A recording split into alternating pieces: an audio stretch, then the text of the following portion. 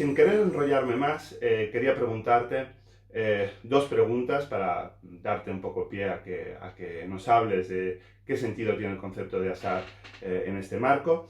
En primer lugar, ¿qué retrato harías de la respuesta de nuestras sociedades ante este increíble desafío?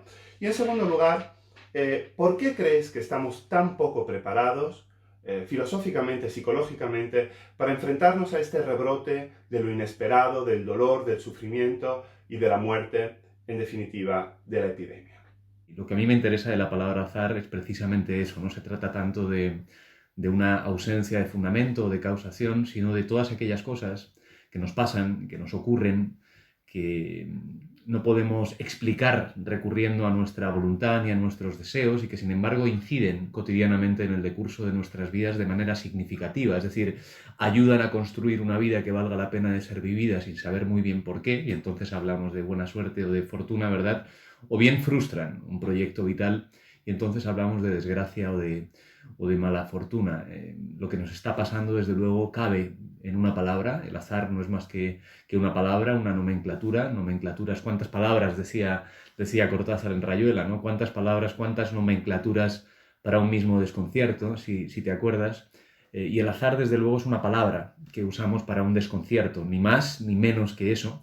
Y esa palabra, de alguna manera, yo creo que sí que puede hablar o alumbrar un poco, orientarnos un poco en la experiencia que estamos teniendo, ¿no? Y la experiencia que estamos teniendo, desde mi punto de vista, repito, es la experiencia del azar en el sentido no estadístico, en el sentido no lúdico del juego, ¿no? En el sentido no matemático, sino en el sentido puramente antropológico y sociológico.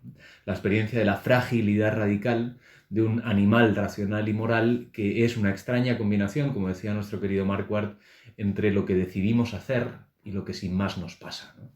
Y a veces nos pasan cosas que no podemos comprender plenamente, que no podemos predecir ni calcular, que no entendemos y que sin embargo acontecen de manera disruptiva en nuestra cotidianidad, generando espacios de significación práctica que a menudo son devastadores y que dan mucho miedo, ¿no?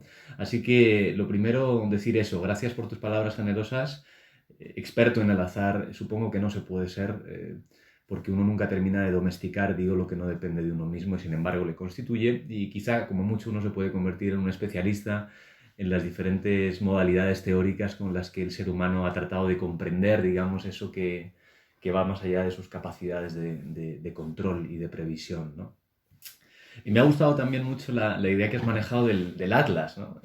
Un atlas filosófico de la pandemia, dices, ¿no? Un atlas como un conjunto de mapas. Al fin y al cabo, quizá la historia entera de la humanidad, dice Borges al comienzo de la esfera de Pascal, acuérdate, no sea más que la historia de unas cuantas metáforas. Siempre me ha gustado mucho esa frase porque juega con la idea de que la historia entera de la humanidad, por tanto la historia de la cultura, la historia de la filosofía, por supuesto, de la religión, de la ciencia, de las artes, ¿no?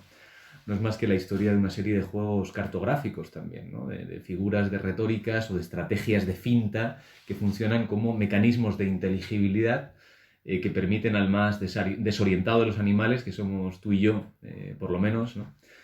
eh, alcanzar cierto grado de orientación en el pensamiento y en la acción, quizá en momentos como estos, en los cuales se desvela la radical contingencia y la extrema fragilidad del ser humano, esos mapas son más necesarios que nunca, ¿no? Así que me gusta la idea de que la filosofía de alguna manera puede servir como un atlas filosófico de la pandemia, dices, ¿no? Y revisando por ahí, cuando me tirabas la pregunta hace unos días, ¿no? Charlando cuando todavía nos podíamos mirar y abrazar y tocar, veía que lo del Atlas, además de ser un conjunto de mapas geográficamente relevantes, también es una vértebra, al parecer, ¿no? Es la vértebra cervical que sostiene el cráneo, ¿no? Y el cráneo sabemos todos que tradicionalmente, figurativamente, también es una manera de hablar de las capacidades racionales de previsión, de control, de dominio técnico del ser humano, ¿no? Así que el Atlas también nos está sosteniendo. Y ahí me acordaba, desde luego, del mito griego de Atlas, que dicen algunos que podría tener que ver etimológicamente con la idea de soportar, ¿verdad? Con la idea de portar o de soportar del verbo tlao ahí, pero esto no está muy claro, ¿no? Pero la idea es muy bonita y a mí me recordaba a tu querido Rilke cuando dice que sobrevivir no se trata de sobrevivir, ¿no? Sobrevivir no sobrevive nadie. Hasta los supervivientes terminan sucumbiendo. Lo que se trata es de sobreponerse, dice, ¿no? Se trata de soportar y de sobreponerse. Me parece muy bonita la idea que tiras de que la filosofía puede servir como un mapa en mitad del océano, como diría Julio Verne, y como luego plagiaría Perec en sus especies de espacios, ¿no? Un mapa quizá en mitad del océano que también nos puede ayudar a soportar, no en el sentido cristiano, sino a sobreponernos a una situación, repito, que si bien no comprendemos plenamente, que si bien no hemos podido predecir, que si bien no conocemos y desafía nuestras posibilidades epistémicas y nuestras posibilidades humanas, digamos, sin embargo, se ha instalado significativamente en el decurso de nuestras vidas y no podemos ya ignorarlo, ¿no? En ese sentido, bueno, me parece que la palabra azar puede servir cartográficamente para pensar un par de cosas, ¿no? Y volviendo un poco a tu pregunta, que en realidad son dos preguntas, ¿no? Me dices, ¿qué retrato filosófico, que no fotográfico, pensando en Sander, qué retrato filosófico podríamos hacer de nuestras sociedades ante este enorme desafío, ¿no? La pregunta me gusta mucho, es una pregunta muy interesante y por eso me la tiras, sin duda, ¿no? Porque yo creo que un retrato filosófico de una determinada sociedad en un momento coyuntural, en un momento cualquiera, en un instante epocal significativo como este, un retrato filosófico de la sociedad también es un retrato de la propia filosofía, es decir, de el sentido o el sinsentido de la filosofía, de la pertinencia o de la impertinencia de la filosofía en un determinado momento, de cuáles son sus capacidades, sus límites, ¿no? ¿Qué puede hacer la filosofía? ¿Qué puede decir la filosofía o cómo opera en un momento en el cual estamos teniendo, por seguir con nuestra jerga y nuestros mapas, una experiencia radical del azar, entendida, repito, como experiencia radical de la fragilidad humana que ya siempre está expuesta y sometida a aquello que supera su capacidad de control y de entendimiento y sin embargo construye significativamente o destruye significativamente la subjetividad y la comunidad, ¿no? A mí me parece que en estos días o al menos me lo cuento yo a mí mismo así, ¿no? No sé cómo lo verás tú, ¿no? Cómo lo veréis todos vosotros que estáis ahí al otro lado de la alcoba, ¿no? Me parece que en estos días las preguntas de la filosofía resuenan, ¿no? Resuenan de otra manera, tienen otro peso, pero resuenan con una particular pertinencia. Yo creo que cuando uno mira a la medusa, aunque sea a través del escudo, ¿verdad?, las preguntas básicas, difíciles de la filosofía se presentan con un peso nuevo, ¿no? Y esas preguntas son tan antiguas como la República de Platón, como el Ión de Platón, y me parece que están instaladas entre nosotros ahora, aquí en casa, ¿no? ¿Cómo vivir? ¿Cómo vivir humanamente? ¿Cómo vivir ahora? Desde la experiencia radical del azar, dices tú, de la fragilidad extrema, desde la experiencia radical de la contingencia sin Dios, de la que habla Santiago Alba, también un artículo muy reciente, ¿no? Desde la experiencia radical de lo que Bloomberg llamaba el absolutismo de la realidad, ¿no? Desde esa experiencia, la pregunta ¿cómo vivir?, que es la pregunta, acuérdate, que le tira Sócrates a Glaucón en La República, ¿no?, que aparece sugerida en la apología de Sócrates, ¿no? Una vida sin examen no merece la pena de ser vivida, se dice allí, ¿os acordáis, no? Quizá esa pregunta o ese desafío ahora sea un poquito más urgente, ¿no? Una vida sin examen, que no merece la pena de ser vivida. ¿Qué significa una vida que valga la pena de ser vivida en el horizonte de la radical contingencia que nos asola, ¿verdad? ¿Cómo vivir en la experiencia de esa radical contingencia de uno mismo y del común, de los mortales? Nunca mejor dicho esta expresión, ¿verdad? ¿Cómo construir en común? Si no, va a ser imposible. ¿Cómo construir en común una vida que valga la pena de ser vivida si ya siempre estamos al antojo de la tuige griega, ¿no? Del azar, decías tú, donde por azar, insisto, no tenemos que entender ni más ni menos que todo aquello que no depende de nosotros mismos y sin embargo acontece significativamente, ¿no? Y sobre todo una pregunta antiquísima de la filosofía que a mí ya lo sabes, lo hemos discutido muchas veces, de buenas maneras, claro, una pregunta antiquísima también, ¿no? Que yo creo que hoy resuena con especial impertinencia, ¿no? ¿Qué significa ser un esclavo? ¿Qué significa ser un esclavo hoy, ayer, hoy y siempre? Y sobre todo más allá de la condición jurídica, de la esclavitud, de la servidumbre, ¿no? de la duleia griega o de la servitutem de tus queridos romanos. ¿Qué significa en sede democrática, en un supuesto mundo donde la circulación libre, ¿no?, nos permitía creernos amos y señores de todas las cosas, ¿qué significa hoy ser un esclavo, ¿no? Y la filosofía, ¿qué puede hacer al respecto? Si es que puede hacer algo como un arte curativo. Tradicionalmente sabéis que la filosofía se ha entendido como una suerte de estrategia que permite abandonar el estado de servidumbre, ¿no? Y tradicionalmente los seres humanos somos siervos, dicen, de nuestras opiniones, de nuestras convicciones, somos siervos de nuestras inercias interpretativas, ¿no? De esos vehículos ideológicos a través de los cuales construimos nuestra propia vida sin saber ni comprender muy bien los mecanismos de donación de sentido que están operando en su fondo, ¿verdad? Y por eso llevamos una vida de esclavos, de muebles, una vida puerca, dirá también Platón en la República, ¿verdad? Somos esclavos de nuestras opiniones, ahora estamos teniendo claramente la experiencia de que somos esclavos de nuestros cuerpos, ¿no? De las posibilidades del cuerpo, ¿no? Otra frase de camiseta que se ha dicho poco estos días es la de Spinoza, ¿no? Nadie sabe lo que puede un cuerpo, el cuerpo puede maravillas como tu querida Divina Comedia, o puede también albergar una potencia devastadora como la del coronavirus, ¿no? Somos esclavos de nuestros cuerpos, eso está claro, pero también somos esclavos de otra cosa, ¿no? Que me gustaría tirarte aquí a ver qué te parece, y es que somos esclavos de lo que Paul Valéry llamaba las fuerzas ficticias, ¿no? A Ricardo Piglia, que a mí me gusta mucho, ya lo sabes, le encantaba una frase de Valéry al comienzo de su prefacio a las creo que es una especie de introducción o de prólogo a las cartas persas de Montesquieu, donde dice Valéry que no se puede gobernar a las masas, no se puede gobernar a los hombres, no se puede domesticar a la muchedumbre únicamente mediante la violencia física, mediante la potencia de las fuerzas coercitivas. Dice, son necesarias además fuerzas ficticias, ¿no? Necesitamos además relatos, ¿no? La filosofía hoy, ¿qué puede hacer? ¿Cómo opera? Yo creo que más que nunca la filosofía hoy tiene que servir desde luego de atlas, pero también como un ejercicio de desengaño, de desilusión y de desenmascaramiento. Y lo que ayuda a desenmascarar, a mi juicio, esta experiencia radical del azar como experiencia pandémica, de la exposición constante a aquello que no depende de nosotros mismos, de la evidencia constante de nuestra extrema fragilidad dentro de la historia natural de la vida, ¿no?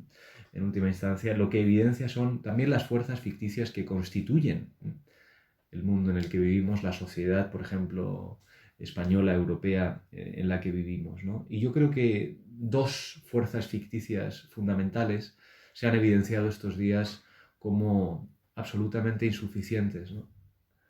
Como pretenciosas, como necesarias de una revisión.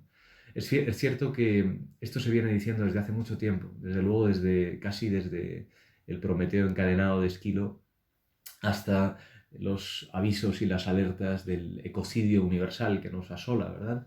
Pero se dice tanto que nadie lo escucha. A mí me acordaba también del mito de Casandra, que es uno de los más bonitos y de los más terribles. ¿Os acordáis de Casandra, sacerdotisa de Apolo, que negocia con Apolo el don de la profecía, ¿no? Ser capaz de leer el futuro a cambio de favores sexuales? Ella le dice que sí, Apolo le concede la capacidad de la providencia y posteriormente, al parecer, Casandra se niega a entregarle sus favores sexuales y Apolo la castiga como siempre, como buena divinidad griega, de una manera muy cruel y muy sofisticada. La castiga no quitándole el don de la adivinación, sino haciendo que, si bien es cierto que siempre podrá leer el futuro, nadie nunca la escuchará, nadie nunca la creerá, ¿no? Casandra es la pesada que no deja de decir lo que va a acontecer necesariamente y nadie la presta atención, como a Laoconte, ¿no? Laoconte y ella, en la Eneida lo tenéis, son los únicos que dicen, ese caballo está lleno de griegos insensatos, ¿no? ¿Qué hacéis? Timeo dana os dona ferentes, ¿no? Como te gusta a ti el latín que echamos de menos estos días, ¿no? Cuidado con los griegos porque hacen regalos, ¿no? Ese caballo está lleno de griegos, nadie la escucha. Lo mismo pasa con las fuerzas ficticias que nos configuran como sujetos del primer mundo, ¿no? Se nos lleva diciendo mucho tiempo y nadie lo escucha, ¿no? Y eso que se nos lleva diciendo mucho tiempo es que los dos relatos configurantes de nuestras sociedades se muestran como insuficientes y potencialmente peligrosos, ¿no? El primero es el dogma, el axioma, el presupuesto no demostrado, digamos, del crecimiento ilimitado como ritmo propio de lo humano, y de lo vivo en general y de lo humano en particular, ¿no? El crecimiento ilimitado que parece dar pábulo y legitimar la estrategia capitalista de acumulación delirante de la mercancía, ¿no? Como si fuéramos animales llamados a crecer sin límites y a superar, a destruir todos los límites que nos pone el orden de lo no humano, ¿no? Está claro, después de esta experiencia pandémica, de la fragilidad extrema del cuerpo vivo, inteligente, agente, racional, moral, ¿no? Está claro que quizás esa fuerza ficticia que hay que recuperar es la fuerza de la limitación. Somos animales limitados y quizás debamos darnos a nosotros mismos también estrategias de autolimitación, porque tendemos a la desmesura y caemos en el autoengaño y por tanto en la incapacidad para gestionar lo imprevisible, que es precisamente lo que nos está pasando, ¿no? Esa sería la primera fuerza ficticia que la filosofía hoy tiene que ayudar a replantear, ¿no? Y la segunda fuerza ficticia es, ya lo hemos hablado muchas veces tú y yo, también lo que Jean-Marie Schaeffer llama la tesis de la excepción humana, esa idea de que el ser humano es un animal excepcional que no puede ser identificado ni reconducido en última instancia a la naturaleza, a la corporalidad propia de lo orgánico que nos identifica con los supuestos animales inferiores, ¿no? Que no se puede instalar en el horizonte de la historia natural de la vida, sino que es una especie de reducto, de fortín, de ciudadela interior, en el interior de la cual hay algo así como una potencia anímica e imperecedera, una semilla de inmortalidad, dice Platón en el Fedro, ¿verdad?, que nos distancia del orden de lo natural y que por tanto nos llama a gobernarlo, a imperar sobre él. Seríamos animales excepcionales llamados a gobernar mediante su razón, su capacidad de cálculo y de previsión, su potencia numérica, el horizonte de lo otro de sí, ¿no? Yo creo que esas dos fuerzas ficticias, se nos lleva diciendo siglos que son fuerzas ficticias que nos hacen caer una y otra vez en el desastre, pero no hemos escuchado, ¿no? Como los troyanos a Casandra, no hemos escuchado. Y la pandemia, para volver a la idea inicial del atlas filosófico de la pandemia nos hace escuchar las preguntas filosóficas de siempre de otra manera, sin duda, pero también nos hace escuchar las fuerzas ficticias que nos constituyen de otra manera, nos las evidencia y quizá nos está invitando, y ahí yo veo un horizonte de optimismo, si quieres, a abandonarlas, a abandonar esas fuerzas ficticias y a buscar otras ficciones regulativas, otros mapas que de alguna manera estén a la altura de la fragilidad constitutiva que se ha desvelado en esta experiencia común. ¿De qué? De la extremada fragilidad que constituye un animal finito, limitado, ¿no? La otra gran, quizás, y con esto termino mi respuesta a tu primera pregunta, ¿verdad? La otra gran experiencia que estamos teniendo estos días es la de la igualdad radical, como un valor que quizá haya que recuperar, ¿no? Todos somos iguales desde el punto de vista de las cenizas, decía tu querido Sócrates, ¿no? Perdón, mi querido Sócrates, me he equivocado, tu querido Séneca. Omnes aequat quinis, ¿no? Las cenizas nos igualan a todos. Hoy, aquí, desde nuestras alcobas, ¿no? Supongo que estaremos de acuerdo en que hay algo que nos iguala radicalmente a todos y es la fragilidad extrema ante la potencia del desastre, ¿no? Y quizá eso debería conducirnos a nuevas formas filosóficas de pensamiento. Terminaba esa respuesta para incidir en la otra parte de la pregunta que me hacías, ¿no? ¿Por qué estamos tan poco preparados para enfrentarnos a esta irrupción de la incertidumbre, el dolor y la muerte? Bueno, me acordaba también de Boecio con tu pregunta, de la consolación de la filosofía y la frasecita de Blumenberg, ¿no? ¿Cómo se va a poder consolar al animal desconsolado por excelencia, ¿no? ¿Cómo consolar a un animal que tiene que morir y que sabe que tiene que morir? Estamos muy poco preparados para la irrupción de la incertidumbre, del dolor y de la muerte, porque llevamos muchos siglos preparándonos precisamente para ignorar la incertidumbre, el dolor y la muerte como momento constitutivo de la vida humana, ¿no? Simone Weil tiene un libro precioso que se llama Ilíada, el poema de la fuerza, y allí lo dice, ¿no? La Ilíada, Homero, lo que nos ha enseñado es que en el centro de toda historia humana, singular, individual y colectiva, está la fuerza, no la armonía, ni el número, ni la belleza, ni la semilla de inmortalidad, ni la promesa de una vida mejor, ni la permanencia absolutamente interminable en el orden de lo auténticamente real, ¿no? No. En el centro de toda historia humana está la fuerza que somete a los hombres, la fuerza que puede desbaratar en cualquier momento a los hombres. Hablamos de voluntad de Zeus, hablamos de Moira, de destino, de providencia, de azar. Hablemos de lo que queramos, hablemos de pandemia, hablemos de enfermedad, de peste. Me da igual, ¿no? Nomenclaturas todas para un mismo desconcierto. En el centro de toda historia humana, la fuerza y la posibilidad de que esa fuerza desbarate los proyectos humanos. Eso es lo que se nos ha olvidado históricamente, ¿no? Y por eso estamos tan incapacitados para gestionar o negociar con el dolor, con la muerte y con la incertidumbre, porque parece que hemos hecho un esfuerzo de siglos en ignorar, en fintar, en sepultar, primero, la condición estructuralmente frágil e igualitaria del común de los mortales. Vuelvo a repasar esta frase que me parece que hoy tiene más peso que nunca, ¿no? Somos el común de los mortales, más allá de nuestras fronteras, ¿verdad? Y hemos insistido tanto en una construcción de retirada, de huida con respecto a la fragilidad que nos constituye, que cuando acontece, que cuando el destino nos está dando caza, ¿no? Es lo que dice en el Ión de Eurípides, ¿no? ¿Qué me está pasando? ¿Por qué nos pasa esto? ¿Por qué a mí? ¿No? Dice el personaje allí.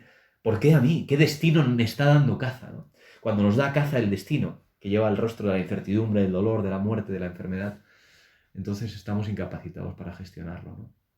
Yo creo que estamos poco entrenados en el difícil arte de la contingencia y que quizá esta experiencia terrible debería abrir las puertas para nuevas formas de configuración, de fuerzas ficticias en común que nos ayuden a vivir a la altura de nuestras posibilidades y que abran nuevos espacios de comunidad y de relacionalidad desde la toma de conciencia de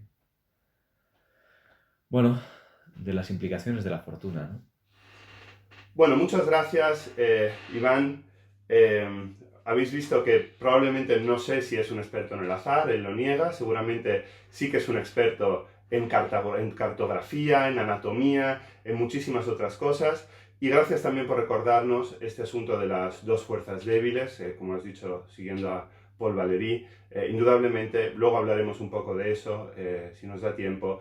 Hay muchas enseñanzas, muchas reflexiones sobre nuestra estructura social y los relatos que hemos generado acerca de nuestra sociedad que esta pandemia ha puesto en crisis. Me alegra mucho que hayas citado en tu primera intervención el artículo de Santiago Alba, esta tribuna abierta en el diario.es que se titulaba de tan solo hace unos días, "Esto nos está pasando realmente", porque en ella Santiago Alba interpreta esta sensación de irrealidad que está acompañando a la pandemia, con una reflexión interesante. Él dice que la estamos viviendo como tan irreal porque realmente es lo primero auténticamente real que nos está pasando en mucho tiempo. ¿Cómo define realidad Santiago Alba en ese artículo? Pues como la independencia del mundo. Es decir, bueno, los que sabemos un poquito de Hegel, sabemos que es ese rebrotar de la naturaleza al final de los tres silogismos en la Enciclopedia de las Ciencias Filosóficas. Es algo así como un resto natural, indomeñable por el concepto, por la previsión, por la técnica, por la planificación. Y lo que es muy interesante, aparte de esta definición de la realidad como la independencia del mundo y por lo tanto que estamos ahora ante un choque brutal de realidad, es que Santiago Alba en su artículo dice que probablemente este encuentro súbito con la realidad sea una oportunidad para nuestra sociedad. Voy a citar un breve pasaje de su artículo. Dice Santiago Alba: "Que reconozcamos el mundo como real no es también una oportunidad. Debería serlo. Como algunos llevamos años pidiendo, el mundo se ha parado. Un ocio trágico reemplaza a una producción suicida. El cuidado imperativo se impone al sentimentalismo nihilista. La propia crisis económica en ciernes, de una envergadura sin precedentes, concede al mundo la posibilidad de intervenir en nuestros debates sobre recursos, distribución y protección ambiental. La realidad tiene momentáneamente la palabra". Fin de cita. ¿Qué opinas de esta visión de Santiago Alba? ¿Realmente esta irrupción de lo indisponible, de lo ingobernable, es una oportunidad para nuestra sociedad? ¿O quizás se está pecando aquí en cierta medida de lo que podríamos llamar un cierto optimismo leibniziano que intenta ver un propósito, una teleología, algo bueno en esta irrupción azarosa de sinsentido que es esta pandemia que nos está asolando. ¿Qué opinas de esto? Sí, el artículo de Santiago Alba es excelente, ¿no? Por lo que te decía un poco antes también, porque uno comienza a ver cómo proliferan una serie de discursos, de respuestas, de tentativas de inteligibilidad de todo esto, de la mano de otras personas, de otros pensadores, escritoras, escritores, ¿no? Y en el artículo de Santiago Alba, yo lo que veo es, bueno, nomenclaturas para un desconcierto, como decíamos antes con Cortázar, que se parecen mucho a lo que te decía de Hans Blumenberg, ¿no? Del absolutismo de la realidad. Santiago habla de que si esto nos está pasando realmente, ¿no? Me preguntas tú también, ¿nos está pasando esto realmente? ¿Y qué es eso de la realidad? Y Santiago Alba dice ahí que la realidad es la independencia del mundo, ¿no? Que reconozcamos el mundo como real, ¿no? La independencia del mundo, uno la podría llamar el absolutismo de la realidad, uno la podría llamar casi con Epicuro y con los lucrecianos de pro, la indiferencia también de la realidad, ¿no? Y lo que aparece muy claramente en el artículo es que el ensueño, digamos, el engaño, la fantasmagoría en la que habitamos todos, de la mano, os decía antes, de primero la fuerza ficticia del crecimiento ilimitado, ¿no? Como nervio fundamental de nuestra manera contemporánea de configurarnos como sujetos y como comunidades, y luego la tesis de la excepcionalidad humana, como si fuéramos animales verdaderamente privilegiados, irreductibles al orden de lo natural, llamados a gobernar sobre todo aquello que no es razón matemática y calculadora, ¿verdad? Lo que se impone aquí, lo que irrumpe de una manera disruptiva, es, bueno, pues la indiferencia del mundo, ¿no? La indiferencia del mundo, la potencia absoluta de Dios, dirían tus queridos nominalistas tardíos con Guillermo de Ockham, ¿no? Como si fuéramos títeres al antojo de fuerzas caprichosas que no gobernamos, ¿no? ¿A qué da lugar esa experiencia de la fragilidad extrema? ¿A qué da lugar la experiencia de que en el fondo de toda historia humana lo que hay es la fuerza? Simone Weil. ¿A qué da lugar la convicción a la que debería conducirnos una experiencia pandémica como esta? De que en el origen de todas las cosas no está el logos, ¿no? De que en el origen mismo, en el principio, no era el verbo, ni la palabra, ni la armonía, ni el programa, ni el plan, como quiere Juan en el Evangelio, sino que quizá lo que hay en el origen es el caos, dice Hesíodo, ¿no? En el origen de todas las cosas. Y quizá porque en el origen de todas las cosas lo que hay es la ausencia de sentido, quizá por eso una experiencia como esta sea también una oportunidad, ¿no? Tú me preguntas si me parece que la irrupción de lo indisponible o de lo ingobernable es una oportunidad para nuestra sociedad, o si acaso no cabe un optimismo leibniziano ante esta catástrofe. Bueno, yo creo que cabe mucho optimismo, pero que no debería ser leibniziano, ¿no? Si optimismo leibniziano, yo sé que a ti te encanta este alemán con peluca, que a mí también me gusta mucho, la verdad, pero he aprendido a valorar los sistemas metafísicos de los idealistas alemanes, dice Borges, y de Leibniz.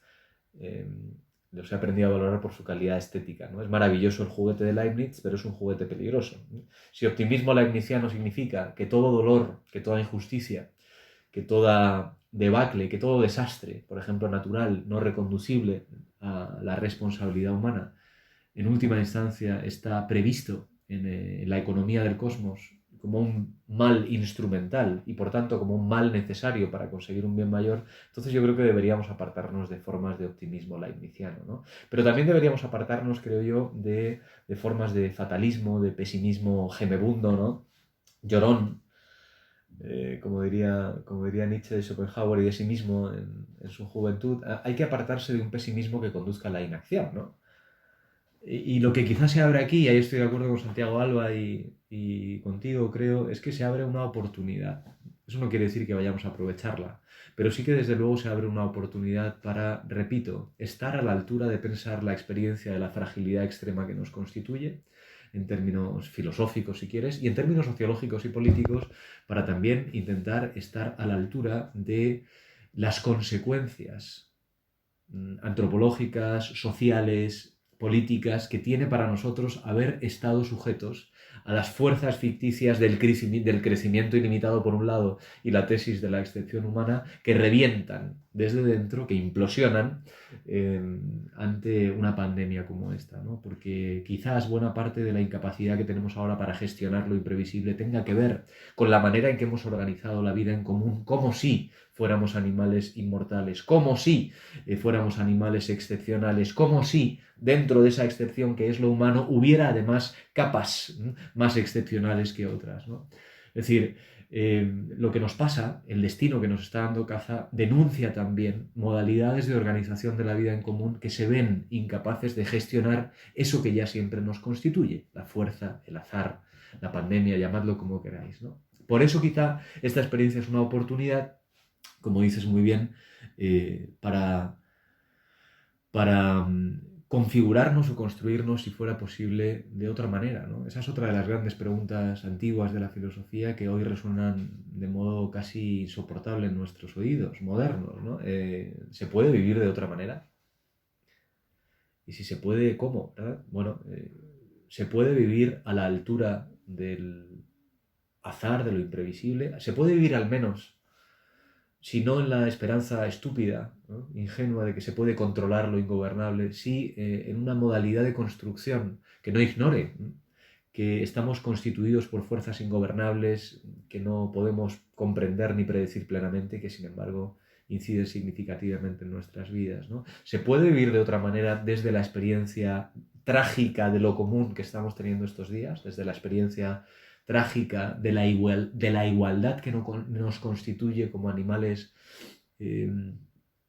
precarios, ¿no?, como animales débiles, que sin embargo son capaces de urbanizar la Tierra. ¿Se puede urbanizar la Tierra sin destruirla, sin destruirnos a nosotros mismos? Son preguntas que resuenan otra vez, ¿no? Entonces, respondiendo a tu pregunta de una manera más clara, yo creo que sí que estamos en un momento crítico, en el sentido hipocrático del término, un momento delicado, fundamental, en el que el cuerpo del enfermo, como diría un médico griego antiguo, está a punto de morirse o de salvarse, ¿no? Entonces hay que tomar una decisión, y esa decisión espero que nos conduzca a nuevas modalidades de construcción de la comunidad que estén a la altura del recuerdo de lo que nos está pasando, ¿no? Porque otra pregunta inquietante que yo me hago y que te hago a ti y que nos hago a todos, ¿verdad?, es esa, ¿no? ¿Cuánto tiempo vamos a tardar en olvidar todo esto?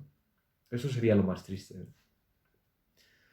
Creo que Santiago Alba también lo dice en su artículo, y lo he leído en más lugares, ¿no? Esto puede conducir a dos cosas completamente excluyentes entre sí, o bien a un capitalismo desaforado, además etnocéntrico y esencialista, donde queramos salvaguardar la salud de nuestra comunidad, blindándola contra toda comunidad externa y ajena, ¿no? O puede conducir quizá a nuevas formas de comunidad, de solidaridad, a nuevas formas de entender la igualdad que en última instancia nos atraviesa, ¿no?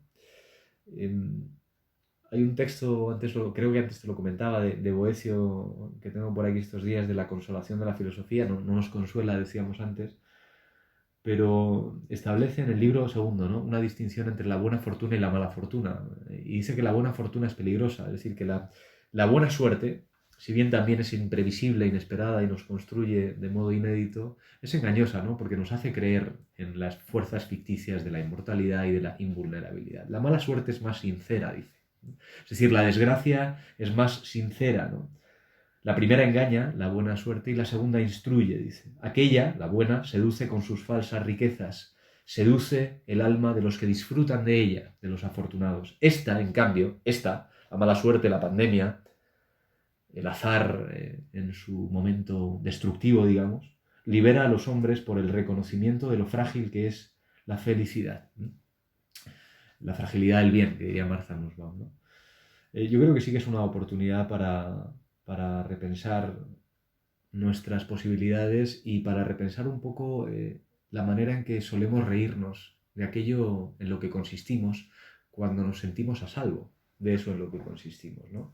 Como un espectador en una sala de cine, como un lector o una lectora en su poltrona de lectura, ¿no? Leemos historias terribles sobre la condición humana, la peste de Atenas, ¿no?, de Camerón de Boccaccio se está diciendo mucho estos días, Némesis de Philip Roth, me gusta a mí leer, sobre la polio, ¿verdad? Se habla también, por supuesto, de la peste de Camus, etc.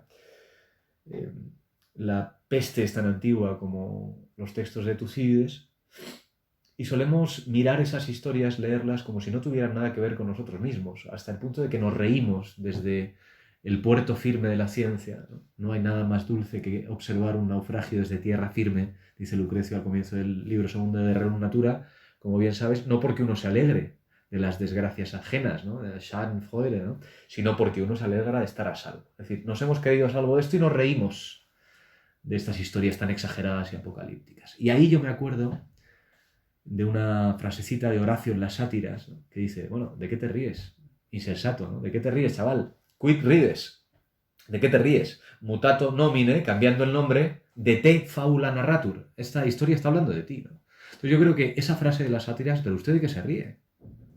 Si esta historia habla de usted, esta historia eres tú, este personaje de esta tragedia eres tú.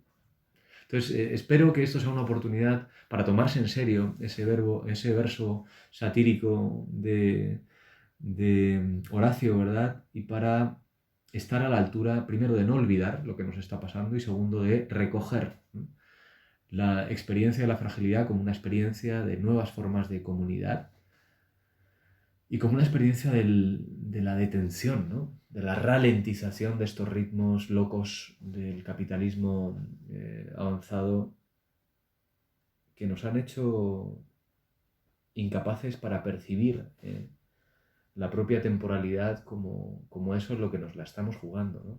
Entonces yo creo que este quedarse en casa, este parón, no puede olvidarse y es una oportunidad no para justificar nuestros males desde el punto de vista de la perspectiva leibniziana, cándida, como diría Voltaire, del optimismo leibniziano, pero sí para, para recordar a Castoriadis, ¿no? Está lo hecho y está lo por hacer, y ahora hay muchas cosas por hacer después de esta experiencia extrema de la mala fortuna, ¿no?, que, que nos recuerda, repito, que estamos todos en pie de igualdad, ¿no?, y que desde ahí deberíamos construir nuestras formas futuras.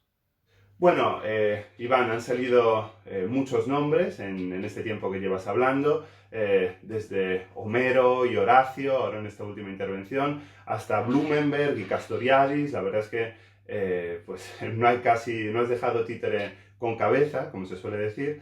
Y te quería hacer una pregunta quizás un poco personal, ¿no? Ya he dicho durante la presentación que llevas toda la vida estudiando académicamente y con muchísimo rigor, con muchísima calidad, el concepto de fracaso, bueno, también el de fracaso últimamente, pero sobre todo el de azar, y por cierto con mucho éxito, también el de fracaso, lo has estudiado con mucho éxito. Como decía, has estudiado el concepto de azar con muchísima solvencia académica. Quería preguntarte si esto te ha ayudado de alguna manera especial a afrontar estos difíciles momentos. Si ese conocimiento teórico te ha guiado en esta emergencia práctica, ¿no? Esto creo que es una respuesta que los filósofos debemos de algún modo a la sociedad. Y si es así, te quería preguntar ¿a qué lecturas estás recurriendo en estos días para de algún modo soportar esta difícil situación? Bueno, esa pregunta es una pregunta un poquito arriesgada, ¿no? ¿Cómo te ayuda personalmente una determinada actividad intelectual? Es una pregunta arriesgada y eso está bien, que sea arriesgada. Bello es el riesgo que decía nuestro amigo Platón, ¿verdad? Es una pregunta arriesgada porque nos lleva casi sin querer con esas palabras, ¿no? Actividad intelectual que ayuda personalmente en una emergencia práctica al vicio de confundir a veces, ¿no?, la filosofía con la autoayuda, pero a la vez es un bello riesgo porque nos invita a preguntar de nuevo qué significa, filosóficamente hablando, ayudar, ¿no? ¿Qué significa socorrer? Epicuro, el que socorre, el que va a tu lado y te ayuda, ¿no?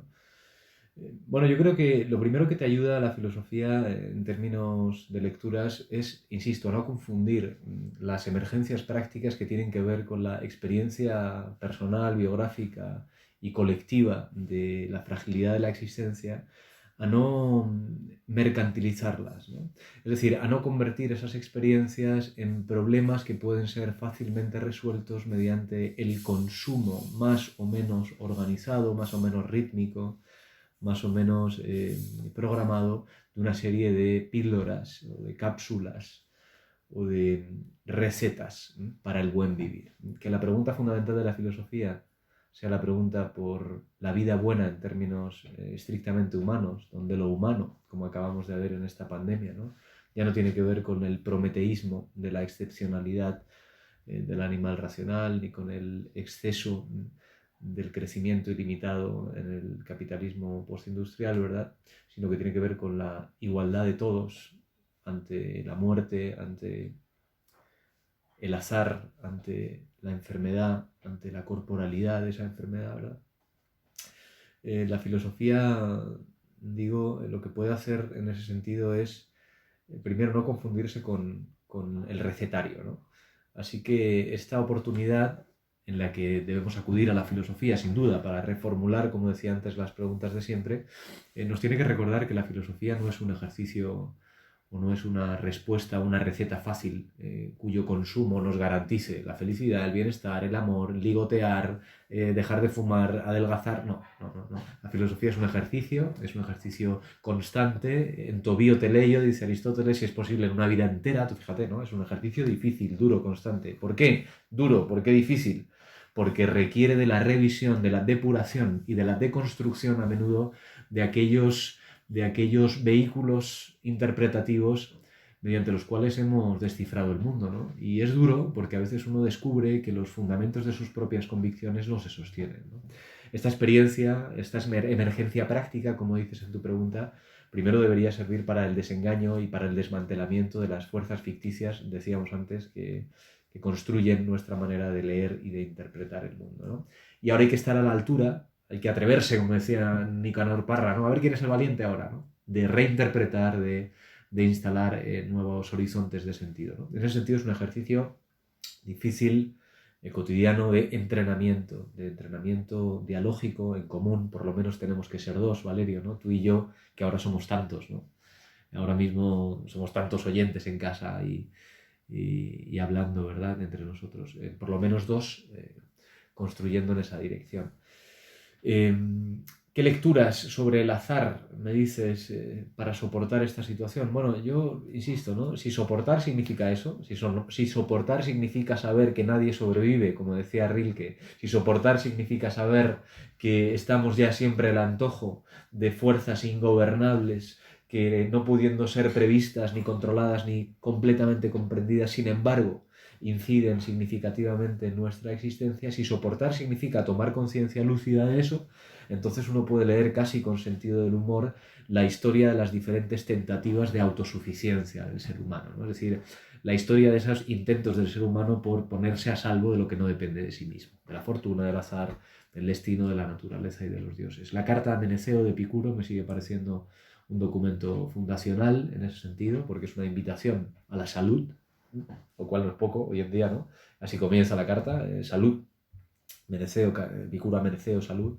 Es una invitación a la práctica de la filosofía, una práctica que no tiene que ver solo con los títulos universitarios y la especialización, ni con eso que llamamos siempre en clase, ¿te acuerdas?, el malabarismo conceptual encerrado en las aulas y especializado en jergas incomprensibles para el vulgo sobre asuntos, al parecer, que nada tiene que ver con nuestras vidas, ¿no? Es una invitación a la filosofía desde una práctica casi gimnástica y cotidiana de la depuración de las propias convicciones, en el deseo de que no caigamos ni en la esperanza desmedida, crecimiento ilimitado, excepcionalidad humana, ni en el miedo, ¿no? Ni en el miedo a todo aquello que no depende de nosotros mismos, ¿no? Es una invitación también al coraje filosófico, por así decir, ¿no?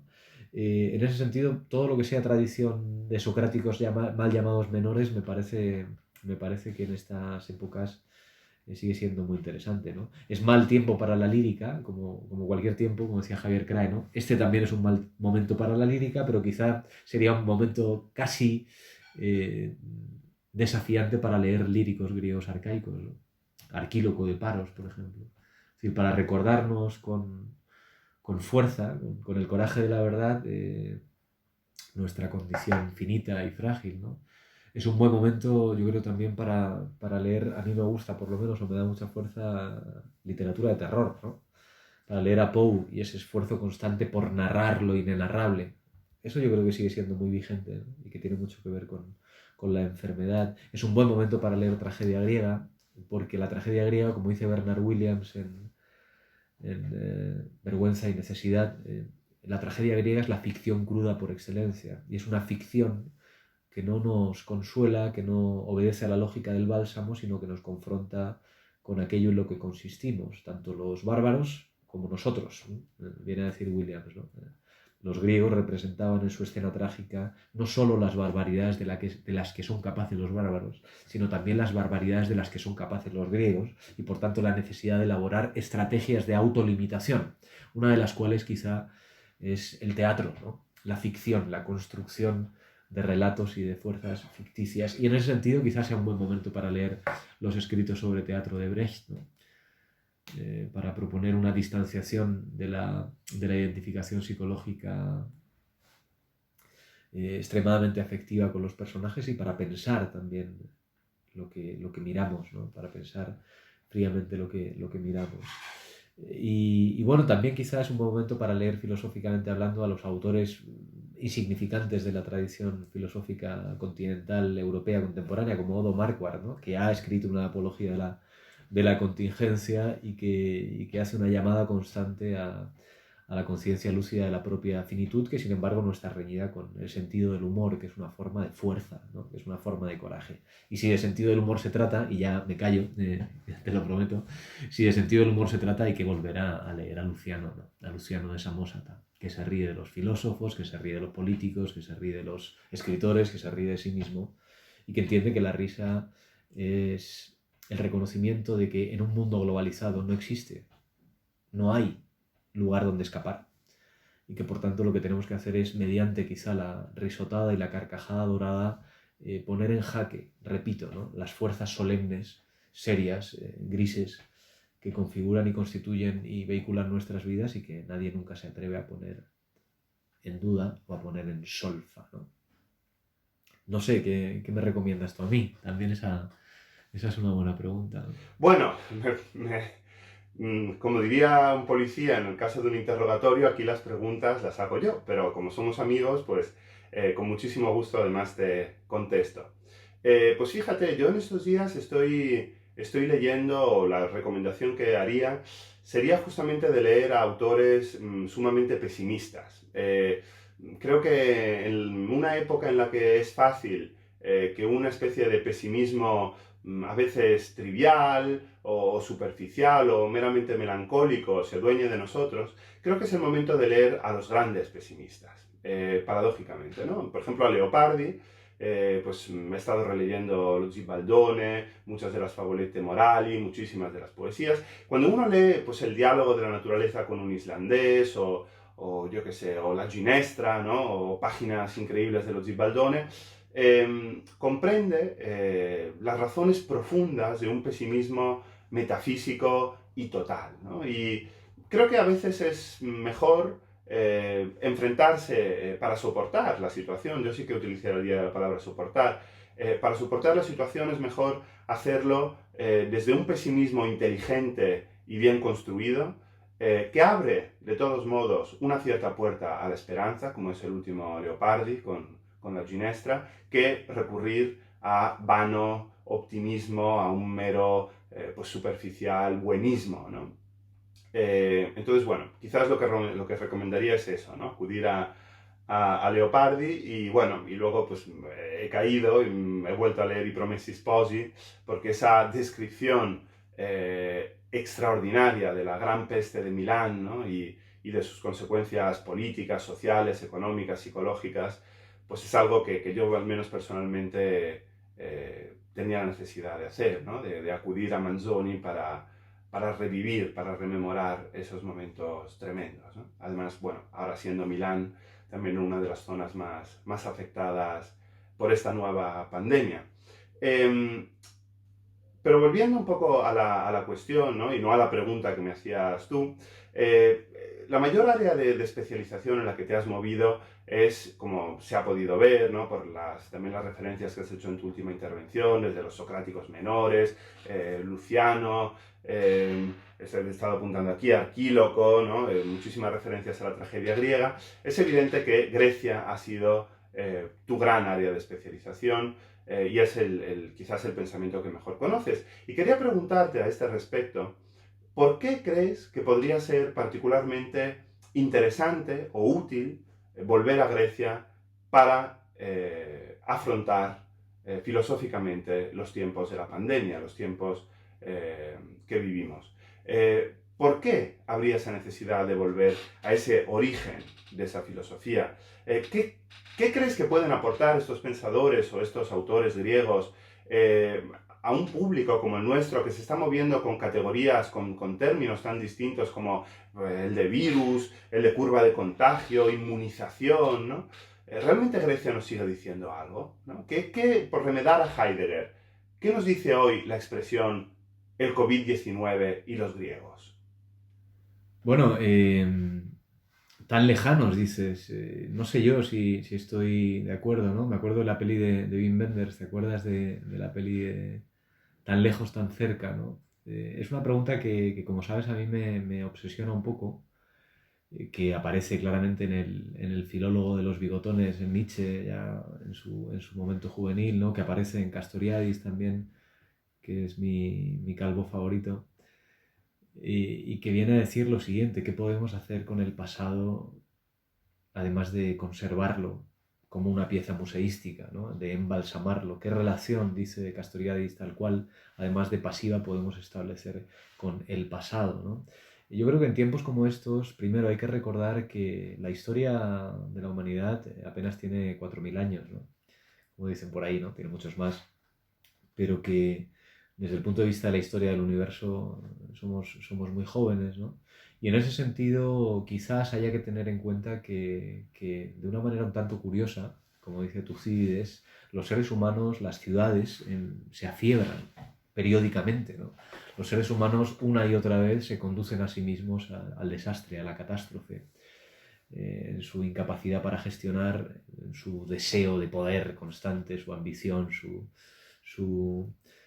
su ansia de honores que les conduce al desastre una y otra vez, ¿no? En ese sentido, decíamos al principio el optimismo y el pesimismo, ¿no? Yo creo que hay que ser pesimistas antropológicos, como Platón le diría esto a Tucídides, ¿no? Bueno, yo soy tan pesimista antropológicamente hablando como tú. El ser humano constantemente se conduce a sí mismo a su propio desastre. Somos animales descenditivos, dice Manganelli, ¿no? Es decir, que tienden al precipicio constantemente, pero podríamos ser optimistas en términos pedagógicos. Quizá podamos tomar conciencia, tomar nota, pensar en lo que nos acontece, lo que nos pasa, lo que ahora mismo nos atraviesa, de un modo que nos permita nuevas formas de educación de nosotros mismos, ¿no? Y en ese sentido el pasado siempre viene a tocar a la puerta, pero no como un origen prístino, sagrado, un lugar de la verdad que se muestra y se retrae, como querría nuestro amigo Heidegger, ¿verdad? Yo creo que el pasado no debe ser recobrado como el lugar de la verdad, como el tesoro de lo olvidado, sino simplemente como el germen de nuestras peores posibilidades y de nuestras mejores posibilidades, ¿no? Dices, ¿qué enseñanzas podemos extraer de la pandemia en una sociedad tan lejana a nosotros y tan ajena, con los conceptos como virus, inmunización, curva de contagios? Bien, es verdad que esos dos últimos conceptos son ajenos, ¿no? El de virus, inmunización, contagio, el miasma griego, yo creo que no tiene nada de trasnochado, ¿no? Todo lo contrario. Si quizás una de las lecturas que me hemos recomendado y que habría que recomendar es el Edipo Rey de Sófocles, ¿verdad? Que es, como dice Ricardo Piria, una forma de, salvando las distancias, quizá la primera novela de detectives, ¿no? Donde un individuo está buscando desesperadamente la verdad, y la verdad es un criminal que ha cometido un crimen contra el rey Layo, y el crimen es la razón por la cual la peste asola una ciudad.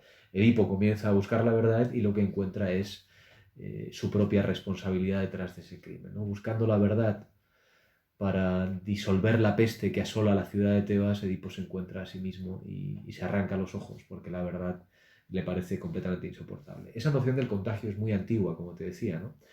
Esa noción del virus es antiquísima, y en ese sentido la fábula sigue hablando de nosotros. No me parece que sea tan antigua, repito, y lo que dices creo que es muy interesante para recordar eso. ¿Qué relación podemos establecer con el pasado, además de pasiva? ¿Por qué en momentos difíciles hay que volver al origen? Bueno, yo creo que en momentos difíciles hay que pensar con claridad, con lucidez, ¿no? Y esa lucidez está ya en la ficción cruda de la tragedia griega y sobre todo está en la historia clara, ¿no? Tan clara como la pena, del constante olvido del ser humano con respecto a su propia condición y a sus propios límites, ¿no? Yo no sé si la historia es una magistra vitae, como dicen tus queridos latinos, si es una maestra de vida, pero sí que podemos aprender conjugándolo todo de una manera constelar, no sé si existe la palabra, ¿no? En constelaciones como las de Sander podemos pensar en hermanadas, la tragedia de Edipo Rey o la novela de Philip Roth, Némesis, ¿no? Como te decía antes, ¿no? Eh, Se trata de pensar el problema del virus no como un objeto teórico y que se convertirá en un momento erudito de la tradición, ¿no? Cuando pensemos a toro pasado todo lo que nos está pasando, el COVID y los griegos, me dices, ¿no? Covídicamente habita el hombre, podría decir el bueno de Heidegger, ¿no? No creo que se trate tanto de regresar al origen griego de todos estos problemas, sino de recuperar y de volver a escuchar esas alertas que la tradición nos manda y que registran los textos de la tradición. Y quizá el mayor riesgo, la mayor alerta que ya podemos encontrar en las tragedias griegas arcaicas y que llegan hasta las novelas norteamericanas, por ejemplo la de Philip Roth de Némesis, que os recomiendo vivamente, quizá el peligro de este virus y de esta enfermedad, desde luego es un peligro orgánico, pero también es un peligro psicológico, sociológico y antropológico. Y es el peligro del odio, del racismo, ¿no? De la segregación, es el peligro de volver a caer en fuerzas ficticias como las de la ciudad enferma, ¿no? La ciudad como un cuerpo que se afiebra, la ciudad afiebrada, que en su fiebre caliente necesita médicos que extirpen esa enfermedad. No faltarán médicos que vengan a extirpar la enfermedad. Se habla por ahí ya con flequillo y todo, se habla de un virus chino, por ejemplo, ¿no? Entonces yo creo que lo que tenemos que tener en cuenta, y el pasado nos repite desde Tucídides, la tragedia arcaica, Edipo Rey, hasta la narrativa contemporánea, es el modo en que el miedo y el sufrimiento absurdo suelen ir ligados a la búsqueda desesperada de un culpable al que linchar. Y eso genera nuevas formas de etnocentrismo, desde luego de esencialismo, de racismo y de violencia, ¿no?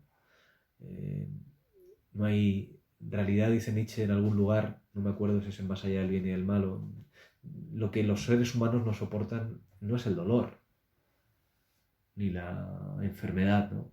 Lo que se nos hace verdaderamente insoportable es el carácter absurdo del dolor y del sufrimiento. Y eso nos conduce inevitablemente, ¡boom!, a encontrar un responsable, a localizar un culpable y a expulsarlo de la comunidad o a lincharlo y después tirar su cadáver a las puertas de la ciudad, ¿no? De eso va la novela de Philip Roth. Así que sí, una ciudad, una sociedad muy alejada en el tiempo, pero bueno, insisto, tan lejos, tan cerca, ¿no?